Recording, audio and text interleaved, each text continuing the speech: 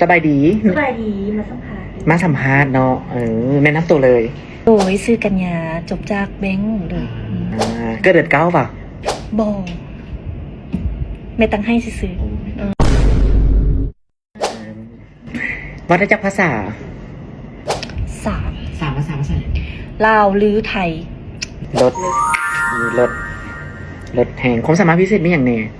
ไทย หลากหลาย คอแข้งอันนี้เป็นความสามารถพิเศษบอ อันนี้ได้ เข้าแกงเลย ได้เลยฮู้บอว่าบริษัทเฮาเป็นบริษัทปล่อยสินเชื่อดอกเบี้ยเริ่มต้นเท่าไหร่ระหว่าง1 2 3บอก ผิดดอกเบี้ยเริ่มต้น 2%เอกสารกระบวนยุ่งยากนี้สำมุนครัวบัตรประจำตัวผู้ค้ำสเตทเมนต์ย้อนหลังของเดือนใบยักหยุดเงินเดือนพร้อมระบุเงินเดือนพร้อมพิมพ์เรียกมื้อใดนี่ มื้อนี้เลย